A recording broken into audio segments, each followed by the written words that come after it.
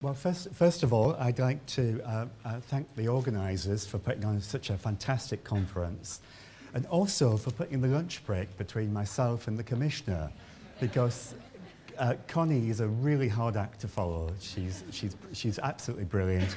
I've seen her speak many times in Brussels, and you ought to be proud of her, because I wish we had her in the UK, but she's a great person.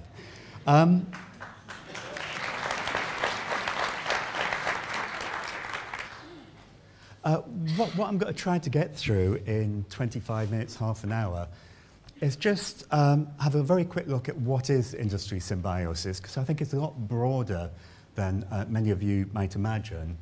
And earlier on this year in Birmingham, we had the world's first international applied industrial symbiosis conference, and we were incredibly well supported by Denmark for that, and I'll come on to that. Then a bit about the programme in the UK, NISP, which is now being replicated in quite a few countries across the world. I'd like to speak a little bit about innovation as well, and that's following Tanya's speech this morning on innovation. There's been some policy activity recently, and I think Klaus talked about some of that earlier on this morning. Again, a mention of some of the international activity. We're finding new applications for industry symbiosis all the time, so I'd like to talk a little bit about that. And then perhaps some just final remarks. There are numerous academic definitions of IS. Actually, not many of them are very helpful, and most of them are just plain wrong.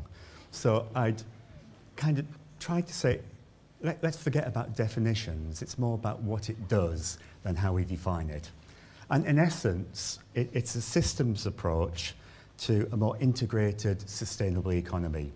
But we do that through finding business opportunity. And you'll notice at the bottom there, we're not just talking about material. We're talking about energy. We're talking about water, capacity, expertise. We could be talking about knowledge transfer. It doesn't have to be limited to waste and materials. It can go, it's a totally holistic approach across all things. But some key elements of industry symbiosis are this concept of diversity, bringing diverse organisations or businesses together. And that's where the metaphor comes from industry ecology. But also it's about fostering innovation and culture change. And the market failure that industry symbiosis addresses very well is that of information. That's the biggest market failure, and industrial symbiosis helps address that. And again, we do it by getting profitable transactions that make it worthwhile for companies to engage. And it's not just end of pipe either. It's improving the processes, both the technical processes and the business processes along the way. So it's a highly innovative approach. There are many models of IS. You've got the famous one here in Denmark of Kalundborg. There's a different model in the US, there's a different model in Korea, there's the NISP model in the UK. And so they do differ in terms of duration, what was the, what started the program off in the first place, how much facilitation is involved in it, and scale. It could be at an industrial park level, a regional level, a national level, and I think we're getting towards the point now where it can be at an international level. But what they all share is they have economic, environmental and social benefits, and it involves cross-sector engagement. So that's the common thing that all those models do share. Again, earlier on this year, we brought together a group of people to talk about some global themes around industry symbiosis, and there is a report from that conference which is available from our website, and you're very welcome to have that. But these are the people we brought together. We brought together business, we brought together policymakers and thought leaders, and we brought together, crucially, practitioners, people who do this work all over the world. We brought them all together in one place.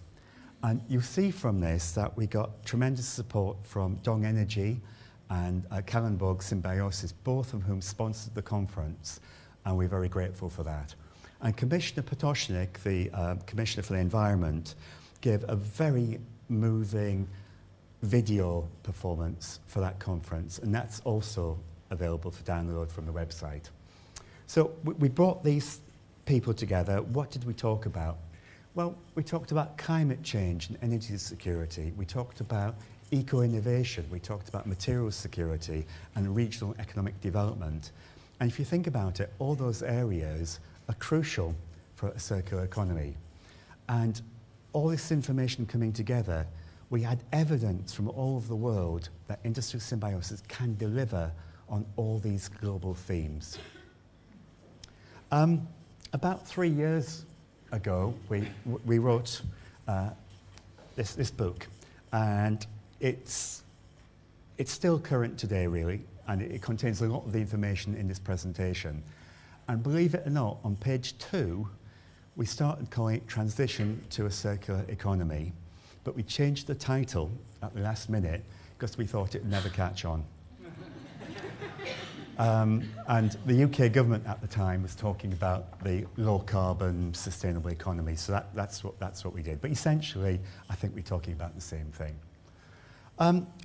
First of all, I'm going straight to what the programme has achieved, because you'll see from here, if I just pick on a couple of elements, you can have your environmental, economic and social benefits at the same time.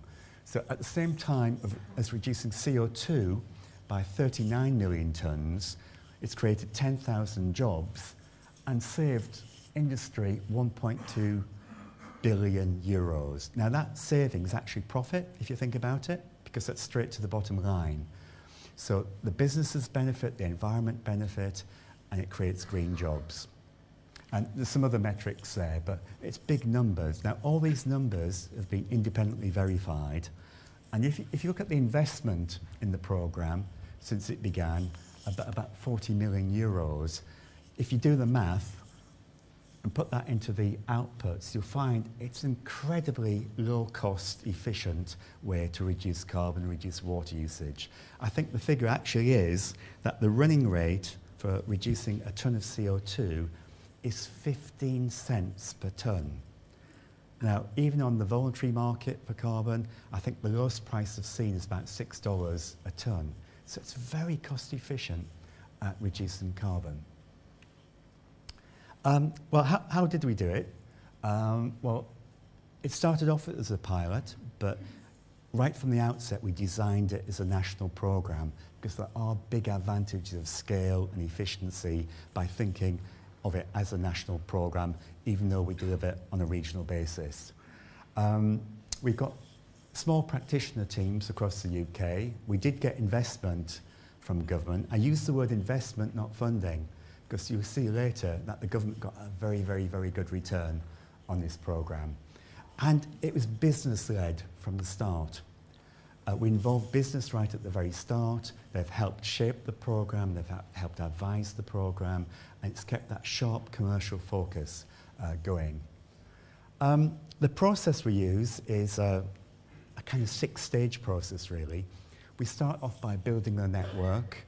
We make the network work. Then we develop some tools that help identify the best synergies and prioritise and move it along a bit. But I'm happy to say that people are still important. And it's the facilitated part of the programme that makes things happen. So fortunately, I'm still in the job and the computers haven't taken over yet. And then the final part of the process, if you like, is measuring the impact of what we've achieved. I want to take a quick look at the first three of those. We've got about 15,000 members now in the UK, and the takeaway from this is the diversity. We've got corporates, we've got SMEs, we've got micros, we've got individuals, we've got entrepreneurs, we've got universities. It's a very diverse mix. And over 90% of the membership is SME and micro.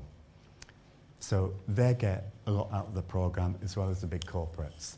And the other thing you'll see from here is from all sectors. So we've got that diversity. and we're talking about everything. Again, materials, energy, water, issues, problems that the industries have. In a typical workshop,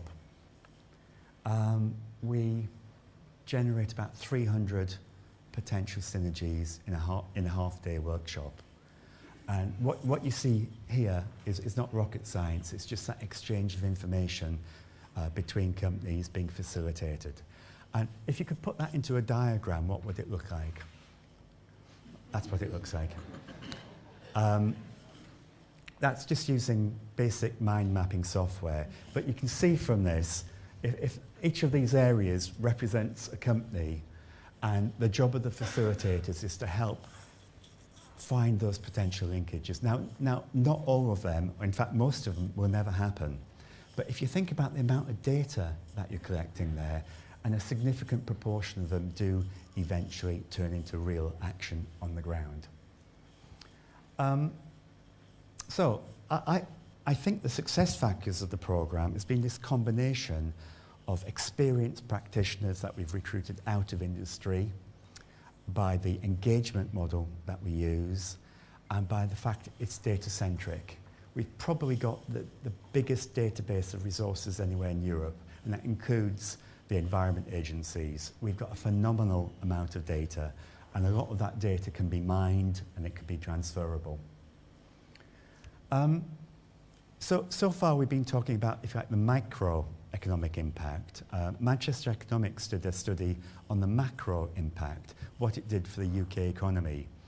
And they came up with some quite big numbers as well. They calculated that the total economic value added into the UK economy was something like between 2 and 3 billion euros. And the government, I mentioned the government did quite well.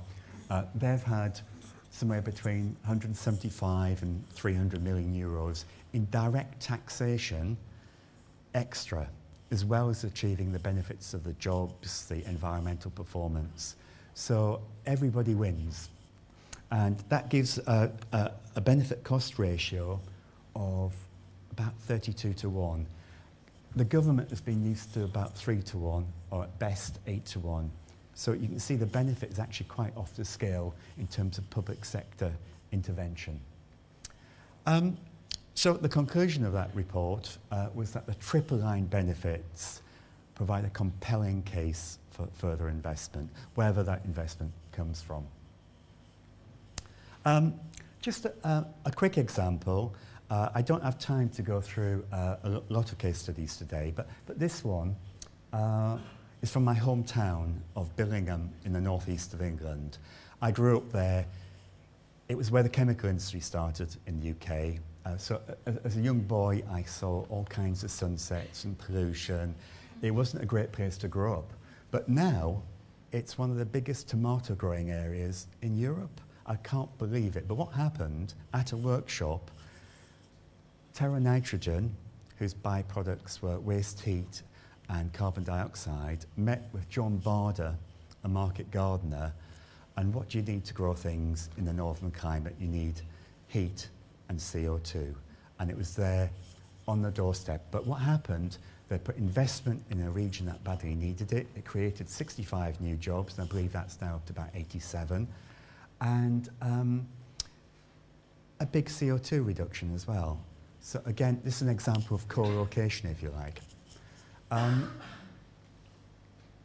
Not included in any of the figures is the spread of best practice. We find that companies are very prepared to host workshops and to share their experience. So this happened to be Rico. They've put a small investment in a variable speed drive, but at that workshop, GKN were there and thought, oh, that's a good idea, we'll do that. And they're saving now 25k a year and getting carbon reduction. And there's another example with Toyota around LED lighting. They hosted the workshop, and now about another 5 or 6 companies around them have done the same. So it's this peer-to-peer best practice sharing, which works very well indeed. You probably recognise this company. We don't do an awful lot of marketing in the programme, in fact, none at all. because word gets out. It's been organic growth. And we don't need to market, really, the programme when people like Paul Kincaid go out and say it was a breakthrough for that company when they engaged with the programme. And the problem they had was that they had a corporate target for zero waste to landfill.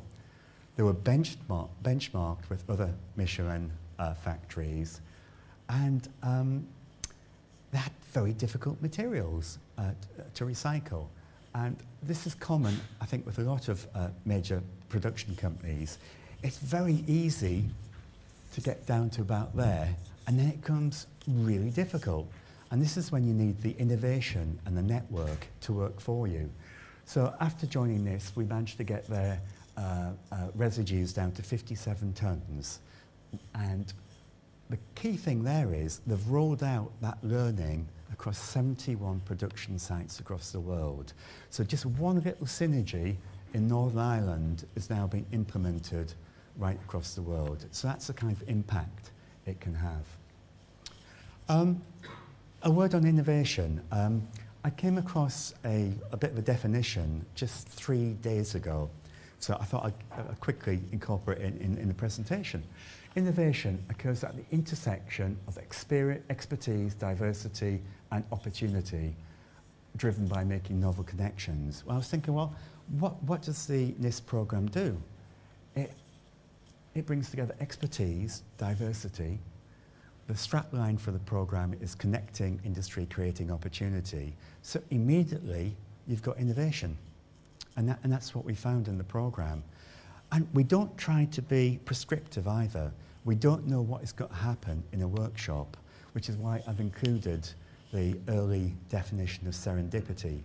Half the activity that's come out of the workshop, we had no idea it would occur.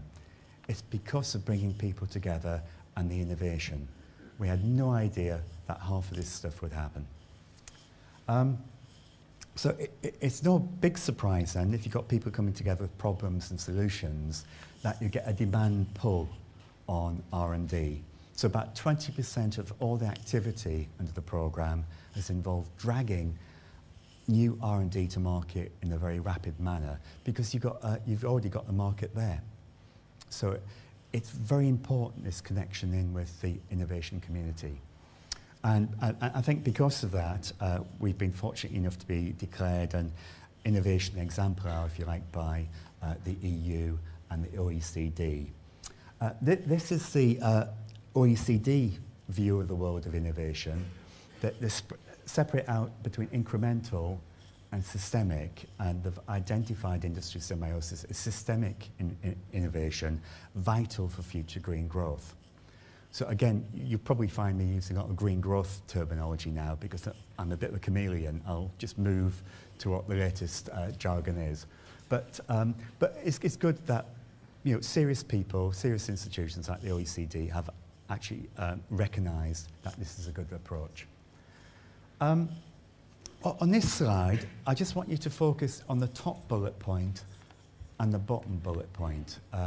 This company joined the programme 5 years ago. It was the animal renderer. It burns dead animals, basically.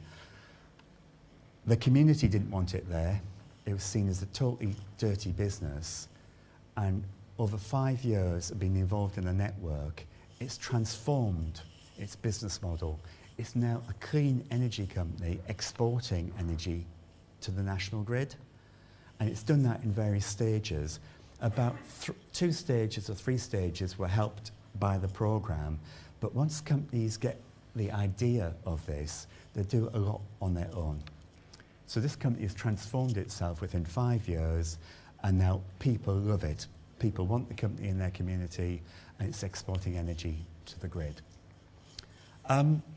There's been some recent policy activity. Again, I think a speaker this morning mentioned several of these items, but NIST first turned up in the Waste Framework Directive in 2009. But if you see the progression now, it's moved out of waste and is now appearing in the Going for Growth and Resource Strategy from DG Enterprise. And I think the Kallenborg model is specifically highlighted in that report. The European Climate knowledge and innovation community has actually funded my company to do some work in Poland and Hungary. So again, it's recognizing the connection between industry symbiosis and climate change mitigation. And hot off the press, the European Resource Efficiency Platform, which has been sitting this year, and the commissioner from this morning actually sits on that group, they've just identified that industry symbiosis ought to be a priority for the EU in 2013. So I think there'll be some more information coming out on this, and hopefully some funding as well. But there was some underpinning evidence behind that, and I'm grateful to the Danish consultancy group, COVI, because they did the report that studied 120 policies across the world and concluded that NISP got the highest possible score for environmental and economic benefit. So they went on to say that it could be replicated across every EU member state, and it provided a platform for sustainable investment in growth. So that's the report coming out of the COVI group from Denmark. And going back to the conference, did it have any impact? Well, yes, it did, because just last month, Commissioner Potočnik announced that in updated European industrial policy, they're going to incorporate industry symbiosis. So we've now almost completed the transformation from getting it from just being seen as a waste type program into growth type policy, and now at the heart of industrial policy. So it's come a long way. These are just areas of the world that my company is engaged in. So this is not a comprehensive list by any means of what's happening around the world on IS, but it's the people that we've been involved in. So you'll see we've been working in Mexico, China, South Korea, South Africa, Poland, Belgium, Turkey. So it's happening all over the world. And on my desk at the office at the moment, I've got inquiries from all of those countries. So might it become a competitiveness issue in the future if countries across the world are adopting this type of activity and possibly doing it a lot better than we're doing in the UK, then it becomes an issue of competition. And in fact, the week after next, I am in Chile, and they've already signed a contract, and they will be starting their own industry symbiosis program as early as January of next year. So again, it's beginning to happen all around the world. We've been working in China now for about 5 years, and this is some recent statements coming out of the Chinese leadership. And you can see from the top statement there that they're committed to the circular economy and an environmentally friendly society. And the incoming president has already intimated that he will continue on that same path. So if we think about China, we've just got back from Guangzhou at the conference there. Their ministries of commerce, science and technology and environment were there, but also directors from 51 industrial parks. Now, if you've been to China and been to one of their industrial parks, you'll know how big they are. The one that we're working in Tianjin, is probably the biggest industrial park in the world. It takes over 2 hours to drive from one end to the other end. Now, if they see industry symbiosis as key to the development of these industrial parks, and all 51 adopt that type of activity, again, think about the scale and the impact that could bring. And we're back in China at the beginning of next year to talk about the rollout of the Chinese model. It's not the NISP UK model. They've adopted it and changed it to suit them, which is great. And they will roll their own model out across those 51 EIPs. We're finding new applications for industrial symbiosis all the time. This happens to be an inward investment one. A German paper company invested in the UK when it had the choice, I think, of about 5 or 6 countries to invest in. And it came to the UK because using all that data we've got, we're able to tell it where it could get its inputs from, we could tell it where it could sell all its byproducts. And so not only that did that company lower its production costs, about another 50 or 60 companies in that region benefited from that one investment decision. So you can use this in a kind of strategic, tactical, economic development type way as well. Another quick example, spatial planning. This is the Birmingham Big City Plan, a planning document. And they've stated that they want to maximise industry symbiosis in the regeneration of this particular area. So we just completed a report for them. I don't understand the detail myself, but it looks a little bit like the Kallenborg model. It's linking everything together, but they're trying to regenerate that area. And what we came up with is that if we focus on metals recovery, including rare earth metals and low carbon fuels, then that whole area can be regenerated just using those two areas. And we've separated out the timescales on today, tomorrow, and the future. And even just making the connections today, there's £10 million worth of savings for the existing companies in that area. And typically what Birmingham have done in the past in regenerating, they've swept away all the old industry and tried to attract new industry. This is a much more sustainable way of, if you do get investment, of making that investment sustainable into the future.